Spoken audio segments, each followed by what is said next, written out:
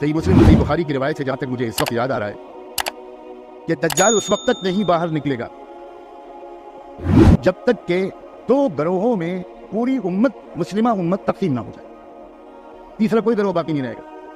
فسطاط ایمان لا نفاق فیہ وفسطاط نفاق لا ایمان فیہ۔ ایک گروہ ایسا ہوگا جو خالصتاً ایمان والا ہوگا، اس میں ذرا سی بھی نفاق کی ملاوٹ نہیں، بالکل نفاق نہیں۔ اور ایک بہت بڑا جمع غفیر ان منافقین کا ہوگا جن میں ذرہ برابر ایمان نہیں ہوگا۔ کان کھول کے سنیں، آپ سے بھی کہتا ہوں، اپنے نفس سے بھی کہتا ہوں، یہاں کافروں کے گروہ کا تذکرہ نہیں ہے، مسلمانوں کے دو گروہ ہوں گے، اپنے کو مسلمان سمجھنے والوں کے دو گروہ ہوں گے، مسلمان کہنے والوں۔ اس وقت تک دجال نہیں نکلے گا۔ کیا اس وقت کے حالات میں روزانہ ایمان اور نفاق والے الگ الگ نکھر کر سامنے نہیں آ رہے؟ اس دعویٰ نظر سے خدا کے بندو حالات پر غور کرو اور اپنے بارے میں فیصلہ کرو، کس جماعت کا رکن بننا چاہتے ہو، صاف صاف فیصلہ۔ وقت بہت کم ہے۔ میرے ایک استاد کہا کرتے تھے، جو واقعی کچھ دیکھنے والے لوگوں میں سے تھے، مومن کی فراست والے لوگوں میں سے تھے، وہ کہا کرتے تھے جلدی کرو فہرست بن رہی ہے، جلدی کرو فہرست لکھی جا رہی ہے۔ اور وہ جب دعا کراتے تھے تو رو رو کر یہ دعا کراتے تھے کہ اللہ نفاق والوں کی فہرست سے ہمارا نام نکال دی۔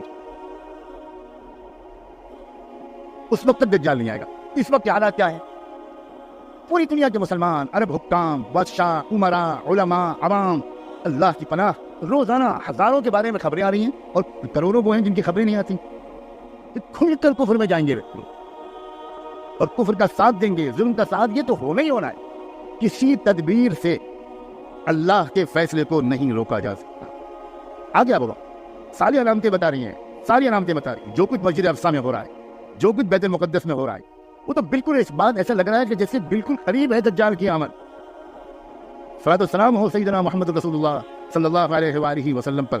آپ نے فرمایا تھا کہ ایک گروہ خالصتاً ایمان والوں کا ایسا رہے گا کہ جن کو پوری دنیا کے تمام لوگ تنہا چھوڑ دیں گے، لیکن جو لوگ بھی ان کو تنہا چھوڑیں گے، تنہا چھوڑنے سے ان کو کوئی نقصان نہیں پہنچے گا۔ نقصان انہیں کو پہنچے گا جو ان کو تنہا چھوڑ دیں گے، اور وہ ہیں میرے چہیتے جن کے درمیان امام مہدی تشریف لائیں گے اور جن کے درمیان عیسیٰ علیہ السلام کی آمد ہوگی۔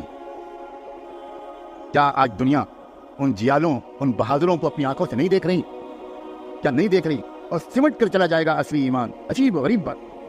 اور اس وقت جب وہ تیار ہو جائیں گے، اور اس وقت اس کے بعد دجال کی آمد ہوگی۔ حالات بیرون ملک کے ہوں یا ہمارے ملک کے ہوں، وہ سب ایک ہی رخ پر جا رہے ہیں، اور ان حالات کی اصل نوعیت کیسے صاف صاف لفظوں میں سمجھائی جائے۔ یہ عام زمانوں کے مختلف پارٹیوں کے لائے ہوئے سیاسی حالات نہیں ہیں۔ ظاہر دنیا میں جب اللہ تعالیٰ حالات لاتے ہیں تو کسی نہ کسی سبب کے ذریعے سے لاتے ہیں، لیکن حالات کی اصلی نوعیت کو سمجھنے کی ضرورت ہے، اور یہ اللہ تعالیٰ کا وہ ایک منصوبہ ہوتا ہے جسے کوئی سمجھ نہیں پاتا۔ انہی حالات کے ذریعے اللہ تعالیٰ وہ پکی ایمان والی، سچی ایمان والی جماعت تیار کرتے ہیں جن کے اوپر اللہ کی مدد آئے گی جب اس کا آنا طے ہوگا۔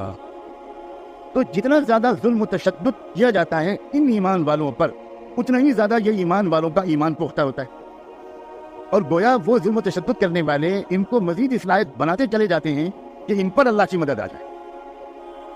وہ یہ سمجھتے ہیں کہ ان کو کچل کر، دبا کر، گرفتار کر کے، قید کر کے، شہید کر کے، بجلی کی کرنٹ دے کر، ان کو طرح طرح کی تکلیفیں دے کر ان کو تو ہم ختم کر رہے ہیں، نیست نابود کر رہے ہیں، اور ہو رہا ہے الٹا۔ ما زادہم الا ایمانا و تسلیما۔ اس طرح ہو یہ رہا ہے کہ اس گروہ کا ایمان، اس کی ہمت، اس کی عظیمت، اس کا حوصلہ اور پختہ ہو رہا ہے، اور بظاہر روزانہ اس گروہ کے جنازے نکل رہے ہیں، اس گروہ کے نوجوانوں کو شہید کیا جا رہا ہے، لیکن ہو کیا رہا ہے یہ ایک سمجھتا ہی نہیں، دنیا کوئی سمجھ ہی نہیں سکتی۔ لا تقولوا لمن يقتل في سبيل الله اموات بل احياء۔ تم مت سمجھنا کہ جن کو اللہ کے راستے میں شہید کیا جا رہا ہے ان کو تم مردہ مت کہنا، وہ زندہ ہیں۔ اس آیت پر ہم لوگ غور نہیں کرتے۔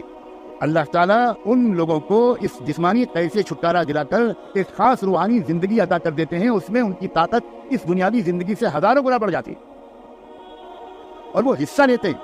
اب اس سے زیادہ میں اور کیا کہوں۔